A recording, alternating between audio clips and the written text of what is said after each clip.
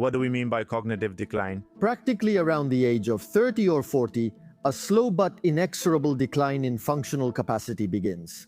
It could be a kind of type 3 diabetes. And quite early on, They were just early signs of cognitive decline. any organ that is not used atrophies, including neurons. It's like when only a few people are left to do a job, and those who remain are just getting by. Help. Our physiology is not adapted to that.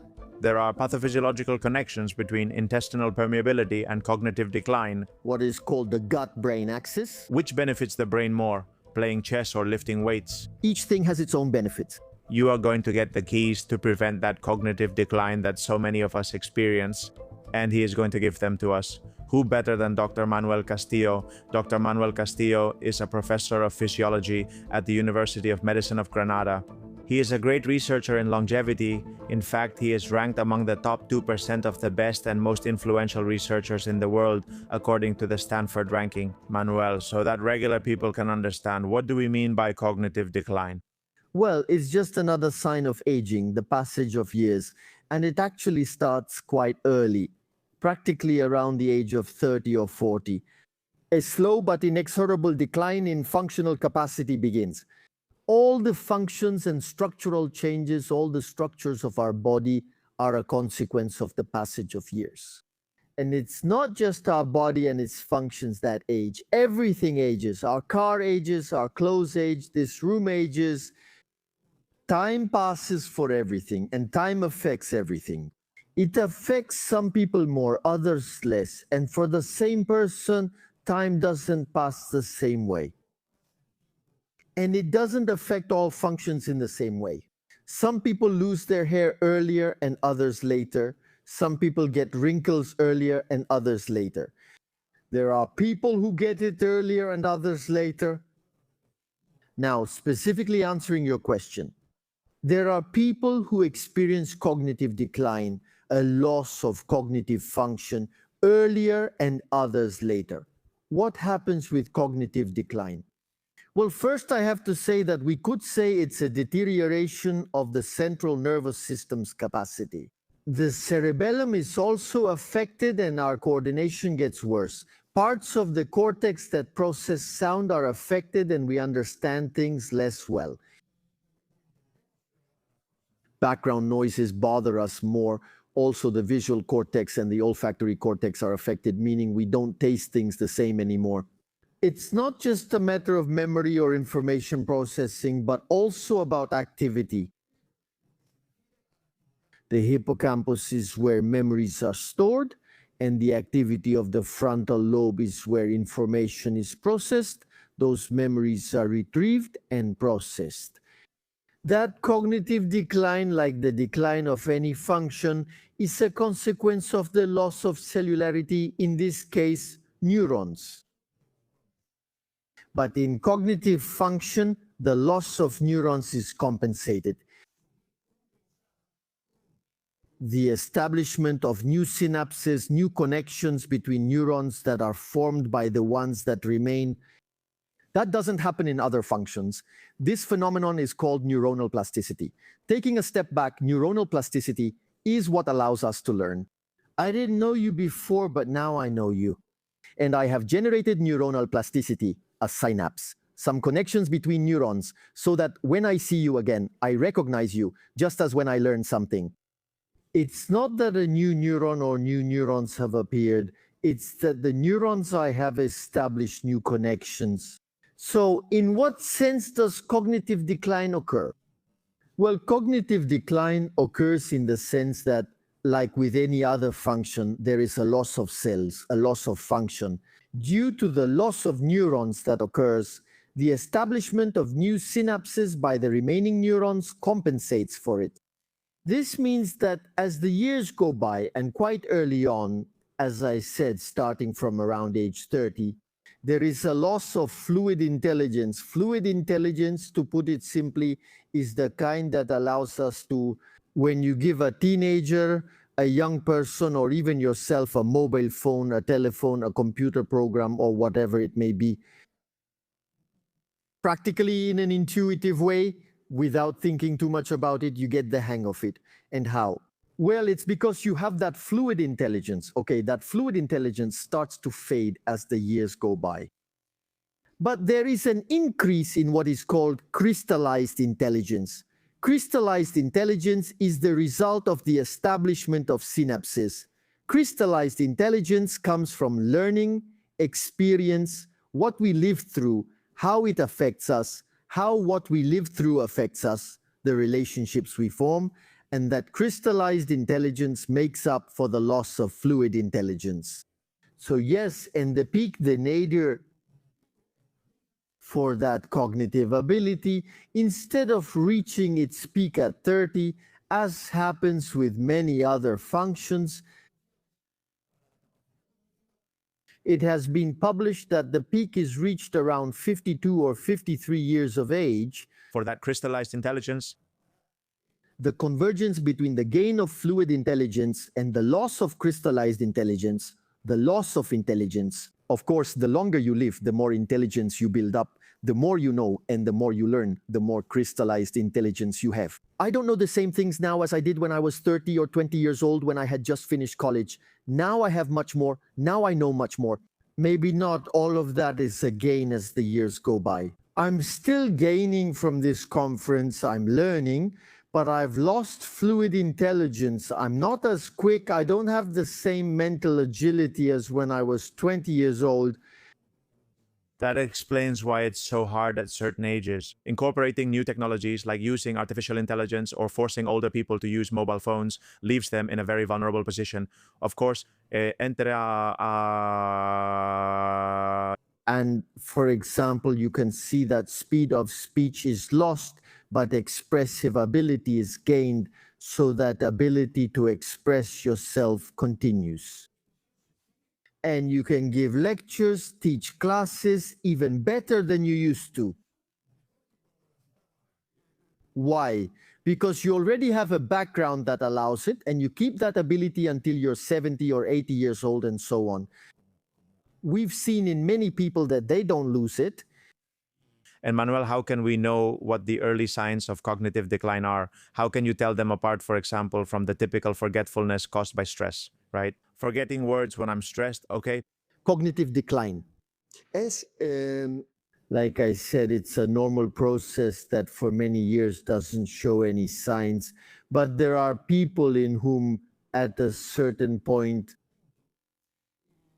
they start to lose abilities and it becomes noticeable. They have memory lapses, they don't follow conversations the same way, they don't adapt, they don't follow instructions, they take a bit longer, okay? And in others, it happens over a period of time, whereas the other one lasts for decades with that loss unfolding gradually. This one has a phase, what's called moderate cognitive impairment. It has a prodromal phase of about 7 years. Okay? 7 years. So what matters? Well, that mild cognitive impairment, until it becomes moderate, if it continues, will eventually lead to dementia, to Alzheimer's. Well, try to prevent it from progressing, or at least make it progress as slowly as possible. But actually, what would be the idea? Well, we're not going to go back to the previous situation, but with a bit of effort, training, and changes, maybe even improve, right? I mean, we could stay for a long time with mild cognitive impairment or very mild with everything we're going to talk about in this talk, of course. But first, I'm interested in knowing about diagnostic methods because I remember from school the famous mini mental state exam, right? That was used. But science advances, and we've seen a lot of progress in recent years in cognitive impairment. For example, today we have plasma biomarkers in the blood, like neurofilament light chain, tau protein, and so on. So, Manuel, can we predict Alzheimer's today, for example? Or if we could, right? Hypothetically, with a blood test.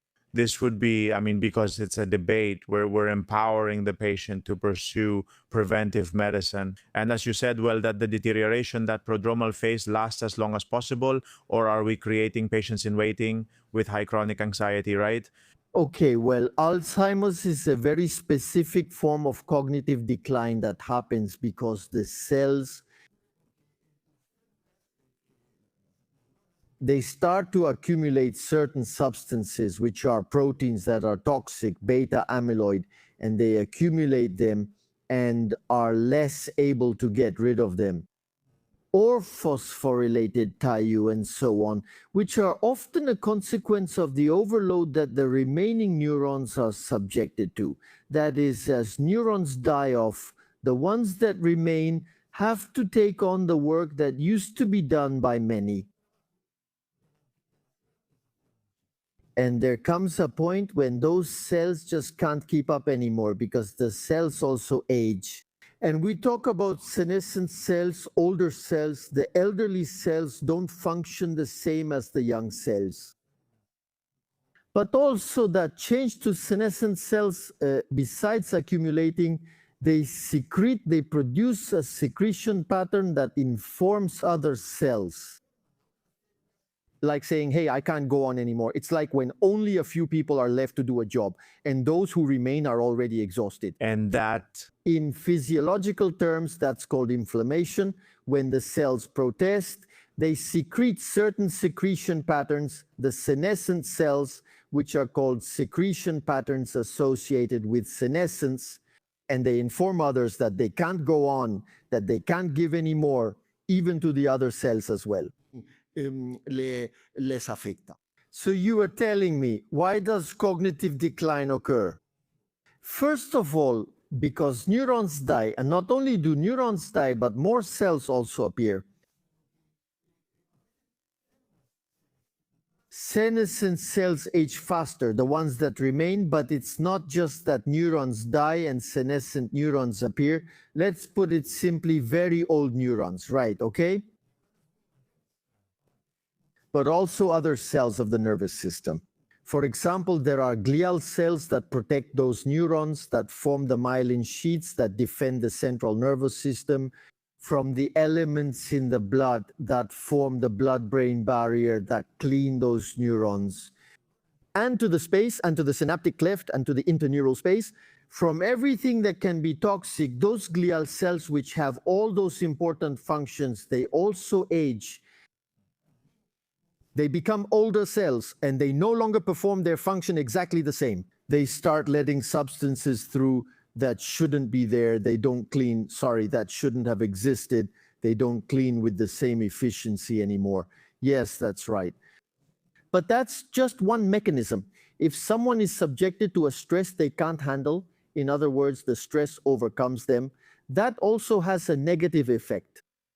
chronic stress affects. Negative chronic stress has a negative effect, but positive stress has a positive effect. Currently, I'm stressed. I'm here talking while being recorded, and I just returned from a congress where I gave 2 lectures. I'm stressed, but I can handle that stress. Stress can't get the better of me. And that, how does it make me feel? It actually puts me in an even better situation than I was in before, of course. A stressful situation that might be stressful for someone else. Well, since I'm used to it, maybe if I were in your shoes, I'd be stressed. That's the difference between estrés crónico, because it can last over time.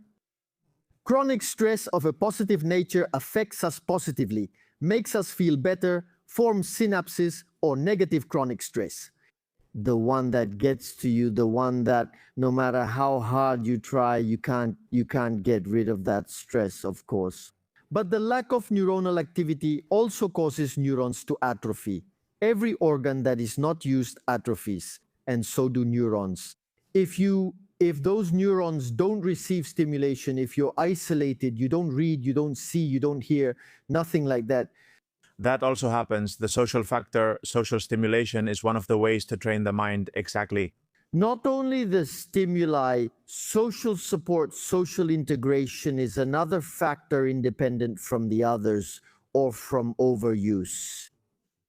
Any organ that is not used atrophies, any organ that is overused wears out. If stress and excessive stimulation are already too much, that also affects you negatively. You don't sleep well and you don't rest. The brain doesn't get properly cleaned if you don't eat properly, if you don't exercise, if you have an altered microbiota, if you have cardiovascular problems, the brain doesn't get proper blood flow either. if you have diseases, metabolic diseases, endocrine diseases, medications, certain medications, excessive alcohol, drugs, of course, all of that affects it, makes it easier, even blows to the head. as well. Boxers, Boxers and so on. Do you end up affecting those neurons by taking so many hits? They could be boxers or people who have had major concussions. a common factor I see in people who age very successfully is precisely staying cognitively active. This morning we interviewed Paco Abril. He's 82 years old. He's here giving lectures with everything that entails. And don't you think that precisely the time when a person would benefit most from those stimuli is the period, the stage of life when we completely neglect that person? When it comes to stimulation, a person of 75 or 80 years old usually doesn't have many intellectual challenges and often experiences a lot of loneliness. They don't have to read expressions, they don't have to read emotional cues, they don't have to know how to hold a conversation, and that's ultimately what keeps the brain alive. And there are two components to that. The intrinsic component of what you're telling me, what keeps us alive, is the stimuli. The act of saying, come on, I can do it. I was in Madrid and all that, and I said, well, I'm going to go to Bogota because friends and all, I learn, I do things. Paco Abril also came from Spain at 80 years old. He could have said, I'll just stay at home now, fine, that's one thing. But look, interestingly, there are studies that have shown those people who, when they are young or middle-aged, have the idea that old age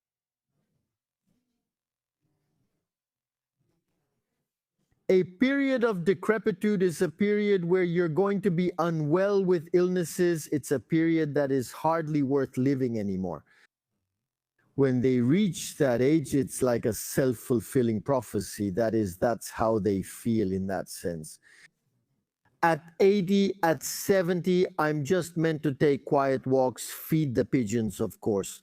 Why? Because that's the perception I had. So there are two components. One, the one that was inside the head, and the other is when the opportunity presents itself. There's no doubt that a person who is isolated, who is at home, who nobody calls, or who can't hear well and doesn't do anything to fix it, or who can't see well because they have cataracts and doesn't do anything to correct it, is losing stimulation, the cataracts. For example, hearing loss, taking care of your senses. Of course, or if you like music. It turns out that because of age or playing a sport, but already because of that, I love playing tennis, so I'm not going to play with people younger than me who would get bored because I don't play the same now as when I was 30 years old. So I hire someone who plays very well. Why? Because I want him not to Get bored to expose you to that challenge. Neither do I. Regarding the risk factors for that loss of cellularity that reaches the critical mass where cognitive decline appears.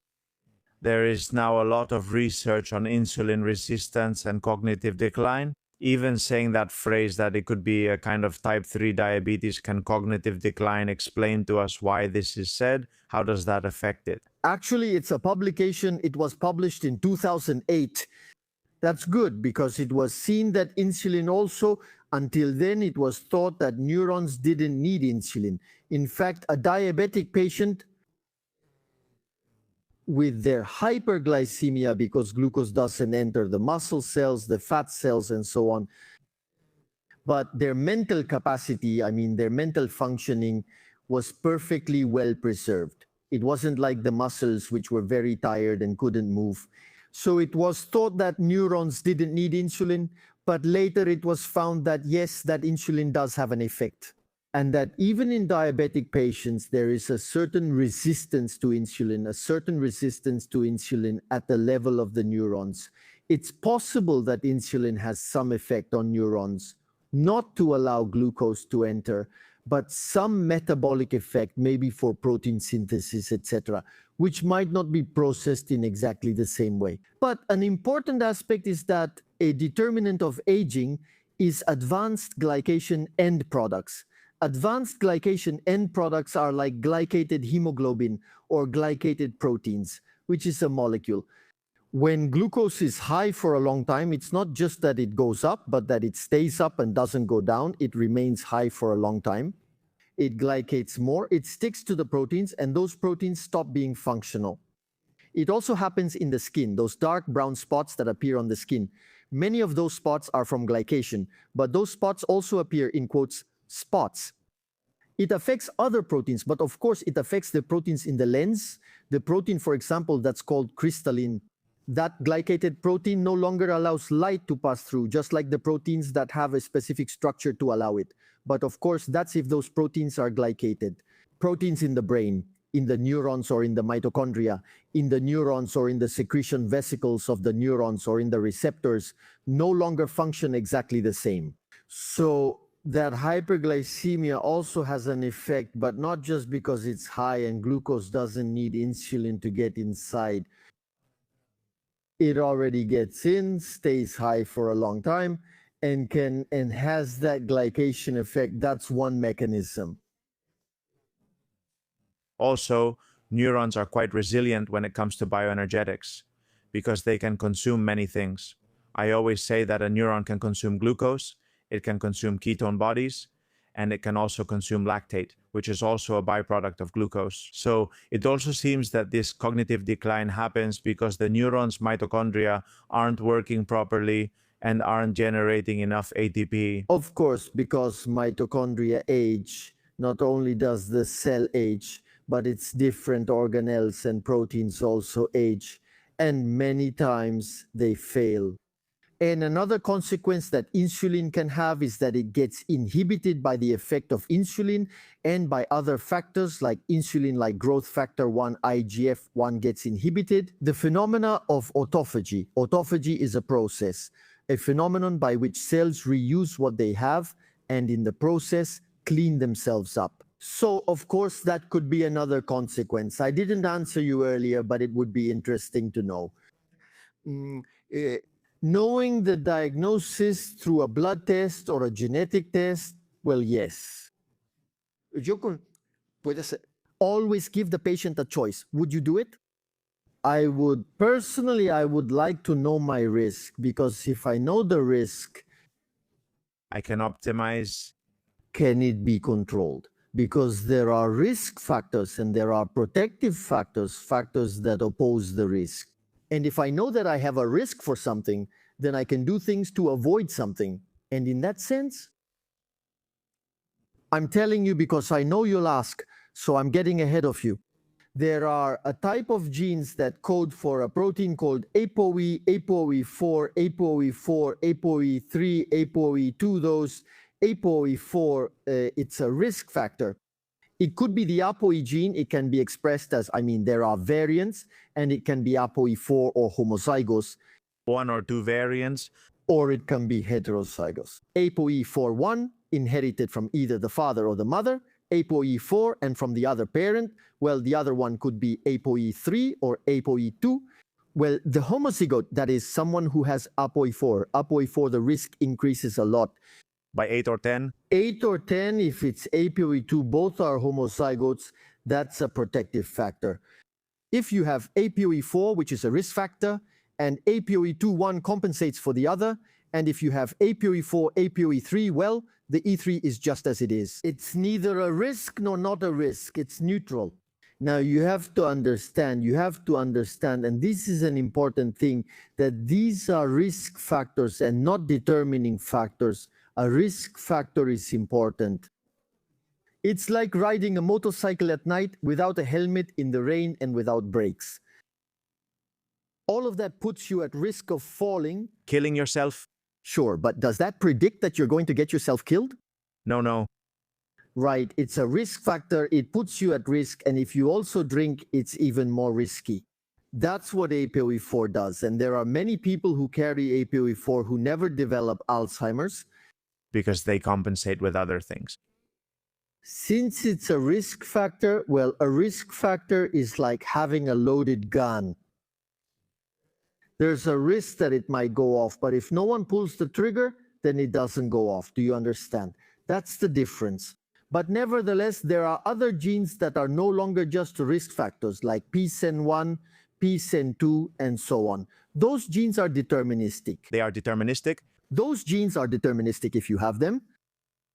You're going to have you're going to have Alzheimer's disease. Specifically, it's an expression, it's a form of cognitive decline. There's another type of cognitive decline, which is vascular, because there's hypoperfusion, there's reduced blood flow, or it can be due to hypotension or hypertension. Atherosclerosis also contributes to cognitive decline, okay? So that's a risk factor. I mean, it's a determining factor specifically in Alzheimer's. And I anticipate that within 20 or 30 years, will the misuse of technology be scientifically validated as a risk factor? At dinner last night, you mentioned your students, not medical students, were showing shorter attention spans. Do you think that will be true going forward? Will the excessive use of AI tools or very fast, short, hyper-stimulating content affect our cognitive abilities? Well, you said it very well, excessive use. There's nothing, no matter how good it is, that remains good in excess, of course. There's nothing, no matter how good it is, that remains good in excess. Whatever it is, if it's in excess, the use of new technologies, just like the cell phone or just like being on a social network, in itself, it's good. It helps you connect, you learn, you communicate better, you give better, artificial intelligence. And I use it more and more, of course, but of course, if I do nothing but that, if I don't make the effort, what have I used it for example, for the conferences? Well, before I used to read the articles one after another, I had to look for them. Now, what do? Now I read the articles and I can tell an artificial intelligence system to summarize them for me. But of course, if I'm lazy and I ask for everything to be done for me, then I'm not doing any work. Of course, that would be too much. If I want, I can take this interview like I've seen, for example, students do, because of course they're used to watching students and people who are preparing for the MIR and who have to listen to talks and lectures. Instead of listening at normal speed, they listen at 1.5 or even 2 times the speed. Of course, when you're listening at that speed, you're not processing the same way, you're just listening.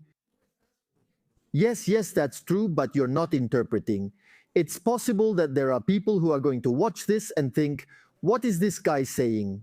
Come on, just speeding through at 1.5 or 2 times to understand everything quickly, right? It doesn't work like that. It's like if I want to study and I have a page, and just because I go through it faster, I'm going to remember it better. No, I review really fast. I turn the page really quickly. That's not really reviewing. Yes, that's how it is. It's clear. And I've seen it and I'm seeing it now. Yes, that's true. And it's a common complaint. It's not just me. I mean, right? I mean, in the last few years and since COVID, it's gotten worse. I ask difficult questions. I admit it, I'm demanding, I admit it, but I've had to lower my standards. Because when I ask questions that make them think, no, they want questions, it's like they don't even bother and want to see, well, this is another classic thing. Straight to the point, yes, but let's see, straight to the point, when it's a process.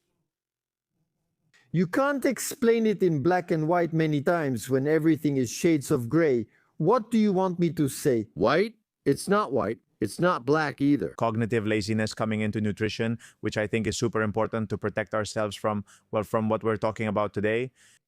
Which dietary pattern has shown the most evidence of protecting us from cognitive decline? Well, we're very lucky. The Mediterranean diet, the authentic Mediterranean diet, the one our grandmothers used to follow. It protects. Maybe all the classic diets with few processed foods, carefully prepared diets, and so on, all of them offered protection. But they haven't persisted elsewhere, and it still persists here, though there's no guarantee it will continue, right? But less and less, right? Because now we tend to have a faster eating pattern, and there's also more of that kind of diet. The MIND diet is another type that includes components of the Mediterranean diet, along with others as well. Pathophysiological connections, for example, intestinal permeability and cognitive decline. Microbiome, which is the microbiota, along with its entire environment, all its genes, is like an organ we have inside us with millions. Instead of having cells, it has bacteria, and that also ages, and that also changes. Just as the liver changes or the kidney changes, the microbiome also changes. And when it changes, and when any organ changes, that is not limited to that organ. If my stomach hurts, hey, I feel bad. But if my leg hurts, if I've had a dislocation or something, I feel bad. In general, when the microbiota is altered, it also has an influence, but is it? There is also a direct connection in what is called the gut-brain axis, because that microbiota takes what we eat and transforms it. And it partly uses and partly lets other things through. And among those things, it transforms and lets some pass. More or less, more neurotransmitters. Or they are substances that will have an effect by entering the bloodstream or on the innervation of the digestive tract itself. They will have an effect via the vagus nerve. They will have an effect on the brain, the microbiota, and intestinal permeability, allowing things to pass through that the intestine shouldn't let through, and they will affect the brain. There's another super interesting molecule that's produced from fiber fermentation, which is butyrate, a short-chain fatty acid that also crosses the blood-brain barrier, right? And it also manages to inhibit neuroinflammation in the brain. Short-chain fatty acids, which are the most important trophic factor for the intestinal mucosa. So, having an intact intestinal mucosa with good trophism protects not only the brain, but the rest of the body too. Because of course you are limiting the passage of substances that shouldn't be passing through, right? And of course the brain is hungry for nutrients, as you mentioned before. It uses glucose. If you don't eat, it uses ketone bodies that come from the metabolism of fatty acids when there isn't enough glucose. And have you heard the phrase, hunger sharpens the mind? Yes, of course, hunger sharpens the mind because that brain, that neuron is consuming.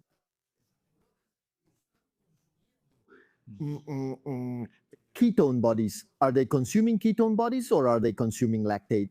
And what do they say? Does this mean that you have to fend for yourself, that you have to find a way to eat, or that you have to find a way out of the situation and set mechanisms in motion to achieve it? And ketogenic diets, continuing with that topic, which are useful, for example, in refractory epilepsy, have they been shown to prevent cognitive decline through these mechanisms?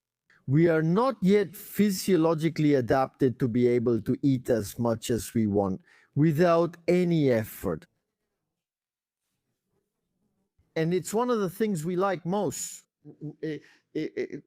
Our current physiology has evolved to what it is today. When we were hunters and gatherers, when we had to walk up to 50 kilometers a day to find food and shelter, and we also ate an apple. After that, within another 10 kilometers, we would find a chestnut or whatever, or whatever it was. So, of course, now we just open the fridge and it's full of everything. Our physiology is not adapted to that. Our physiology is adapted to being much more alert to everything and to surviving in an environment that isn't like that. They didn't give you everything ready-made. Yes. Of course, moving on to another very important topic, let me ask you a question. What is more important for the brain?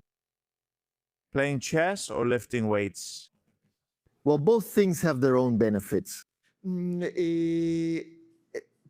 Both are stimuli, both are forms of stimulation, and the stimulation from chess comes from having to retain a lot of information and develop a series of strategies, which ultimately are brain connections, so that you don't get eaten and you can eat, well, basically like when we were hunter-gatherers. Are you okay? Okay, so you have to develop those strategies. That's training, right? And the brain, when you decide to move or exercise, has to establish a series of strategies to do it, to move that muscle. and in a coordinated way. If I play tennis, it's not just that I have to move, I have to go to the ball, and I have to respond in a coordinated way, right? Of course, if I'm lifting weights, then there's less coordination involved. But what happens? The muscle also sends signals. It produces a series of substances called myokines that inform the brain like, hey, it's moving, it's making an effort. And if it's making an effort, it's because it's needed. And there is communication among all the organs.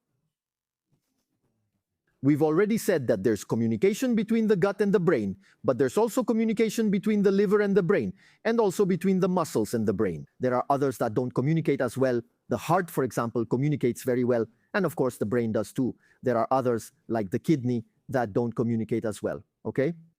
The lung, well, that one also communicates. If I want to relax, I take deep breaths. There's a molecule we haven't mentioned yet, and I think it's key. Those myokines actually help the brain produce it. I'm sure you know it well. It's BDNF, right? The brain-derived neurotrophic factor, that's the one. That factor is responsible, or one of the main ones responsible, for the establishment of synapses. Is that mental sharpening a consequence of BDNF, okay? And that is produced as a result of exercise and challenges. And when we do what we like and when we enjoy ourselves and when we're in love, does BDNF also get produced? That's why when someone is in that state, they write poems, they write songs, they write things, maybe some wonderful little messages, things that wouldn't come to mind in any other situation. It also has a bit of a negative side, which would be a topic for another interview. Maybe sometimes you go a little overboard, and then you end up doing things you shouldn't do. It already starts, but that's a topic I know more about. We can do another one. Malaga episode. In Malaga, Or in Madrid, I don't know what. you hear that we're in Bogota, in Colombia, right? There's a party going on back there. Well, They're having fun. They're preventing Alzheimer's. and they're having fun. I want to ask you about nutritional supplements, which are of great interest to the audience. For example, the famous senolytics. What are they? So people can understand which ones might be useful for cognitive decline. Okay. There are many supplements, each with its own function and for different purposes.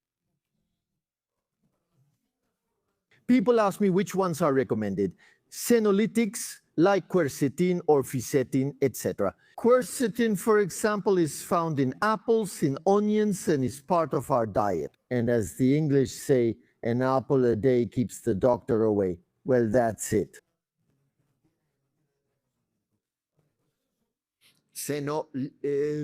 Senolytics, well, senolytics or xenomorphics, a senolytic is simply a substance. There are others, even drugs, that destroy senescent cells. Of course, if I have a tissue, it's like having a hospital with many doctors who are very old. And I want to rejuvenate it. I have a university department with a lot of professors who are very old. I want to rejuvenate it. So what I do is very simple. I get rid of all of them. I kick them all out and bring in new people. I've rejuvenated the brain, or I've rejuvenated the kidney, or I've rejuvenated the stomach, or whatever, by eliminating the senescent cells, okay? I've rejuvenated the hospital department. I've gotten rid of everyone over 60. Hey, if there are young trained doctors, great, but what if there aren't any? What if those were the ones who were there? And the ones who arrive are newly graduated residents with no experience? We're doing it right. If we're determining that senolysis, which is eliminating senescent cells, Or that too much senolysis wouldn't be. good, it wouldn't be. Man, if you have replacement, if you have mesenchymal stem cells, that was another one of my talks, not mesenchymal, but if you have stem cells that can compensate for that loss, no problem. If there's cell turnover, that's great. The problem is when there isn't. What is even more interesting than senolytics? Well, there's the interest in xenomorphics. Xenomorphics, there are several, and quercetin itself is a xenomorphic, what they do is reduce that secretion pattern of senescent cells. In other words, to put it simply, it tones down that pattern of complaint. They don't let others know they're struggling. But it doesn't kill them. But it doesn't kill them because maybe it can't kill them. That's why they stopped being used. Because when they were discovered, it was said, well, now we have the panacea for aging. We give senolytics, eliminate the senescent cells, and rejuvenate the tissue. It worked in experimental animals, but when it was applied to humans, it didn't. That's a very common story with nutritional supplements, unfortunately.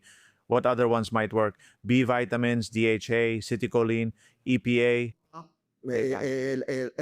Fatty acids, omega-3, magnesium.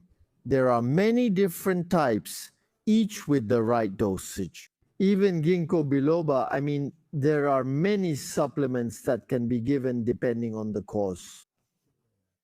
And it's important that these have to be individualized treatments. That's what we've been talking about in the presentation. Of course, this supplement, even drugs that were used a while ago, which stopped being used because the mechanism wasn't very clear, turn out to be positive. My grandmother used to take Hydergine many years ago. And Hydergine is a drug that stopped being used, but it turns out that now it's seen to have benefits that improves circulation in the brain and can help in case there is a vascular problem, which can help to alleviate that problem. Yes, and always in the context of a multimodal intervention, because the thing is, there isn't any pill or supplement that will slow cognitive decline on its own. Now, research is moving more towards, no, the patient has to exercise, the patient has to stay socially engaged, the patient has to multimodal. But there's something we haven't talked about, which is the glymphatic system. You mentioned it in passing, but explain to us what it's for and what relationship it has with cognitive decline. Yes, the glymphatic system, which is kind of an acronym between the lymphatic system and glia, is the cleaning system determined by the glial cells. That is, in our brain, when it's active, a lot of synapses are being generated that don't have. There are things that don't need to be remembered. We don't have to remember everything. And structures are being destroyed. They need to be cleaned up, just like in a house. Like in any place, you have to clean it. Who cleans that up? Who undoes the connections that really aren't going to be needed? I needed to know the hotel room number, but while I'm here, I don't have to remember it 2 years from now. That's clear. That's it. So the one in charge of that is the lymphatic system, those lymphatic cells. From the glia, which also, when a restructuring happens, generates debris that needs to be removed. And it removes it through the lymphatic pathway, right? And of course, that lymphatic system basically works at night. Is it true it works more in deep sleep? It actually works during deep sleep. In deep sleep is when memories are truly consolidated. What's important gets consolidated. We learn while sleeping. And that's why it's important to sleep well, because what I've read, what I've learned, I need to consolidate it during the night. If I keep doing things during the night and then go to the exam afterwards, I haven't properly consolidated those concepts. That's what happens during the deep sleep phase, not REM sleep, but stage 3 and 4. Look, I'm making a connection here that benzodiazepines, when used continuously, are also, correct me if I'm wrong, a risk factor for dementia or can facilitate it. Is it because they greatly reduce deep sleep? Because what benzodiazepines do is sedate you, but they leave you with a lighter sleep, which rarely reaches stage 3 and 4. No, not really. What happens is that benzodiazepines cause sleep because they activate certain receptors. They are agonists of the GABA receptor. GABA is a neurotransmitter that relaxes us, and glutamate excites us. When we're very excited and there's a lot of glutamate, that becomes toxic. In fact, glutamate is called excitotoxic. That's when we have a high level of excitation. And the one that relaxes us before sleep is GABA. The one that relaxes us is GABA. Anesthetics are also GABA agonists. And they make us sleep because they relax us a lot and decrease brain activity. And benzodiazepines are also GABA agonists. And they're like the GABA receptor has several zones, alpha 1, alpha 2, and so on. And this is for everything. That's why they make you sleep and relieve anxiety, because through another receptor, they control anxiety. Those are the anxiolytics. And when I have continuous use of this substance, it's like, let's say I'm suppressing the activity of the brain. It's like if a person were at home, lying down, without any stimulation, which I mentioned before was a lack of stimulation. Of course, that's what GABA does. That sleep isn't as restorative because you don't reach the proper level, but above all, you're suppressing that GABA. And then, of course, if you try to wake up, you're still not okay. You can't. There are other drugs, Manuel, that increase the risk of cognitive decline, drugs that are widely prescribed. Yes, of course, there are drugs that increase cognitive decline, even other hypnotics, medications, drugs, and excessive alcohol. Excessive alcohol as well. That's why it makes you sleepy. It's also a GABA agonist. That deep sleep. Excess, of course, and there are medications. And what's interesting is that not all medications affect everyone the same way. And moving into the positive side, is there any new drug treatments making progress against cognitive decline? Because I know that they were developed. I mean, echinimab and donanemab were published, which were monoclonal antibodies, but I think they weren't very successful. No. These monoclonal antibodies were designed to block these proteins, beta amyloid and tau and so on, but no, it hasn't been proven that they are effective. Because that's a consequence, not the cause. Of course, tau isn't the cause of cognitive decline. It's like, I mean, it's the tombstone, but it's not the killer. Exactly, of course, and even cholinesterase inhibitor drugs, etc., which are widely used today. I don't have to mention any names here, but no, it doesn't prevent it. Nor do they reverse cognitive decline. They mask the symptoms a little, but no. Has anything been found to prevent it with medication? No, there are other substances, some from traditional medicines that have been used for a long time, or metformin itself, which diabetic patients take, that has a preventive effect on cognitive decline. There still isn't any, but like I said, it's just that cognitive decline is multifactorial. There are many factors and many of them add up. And so, to wrap up the talk a bit, which I found fascinating, if I had a family member with early cognitive decline, very early, a brother, a friend, well, someone close, as a doctor, what interventions would you start as soon as possible with him or whoever it may be? Diet, exercise, stimulation. Can transcranial magnetic stimulation be used? That works too. That works too. It generated neuroplasticity. Yes. These kinds of individualized supplements, some of those medications also in an individualized way, it's not one size fits all. What works for one person doesn't have to work for another.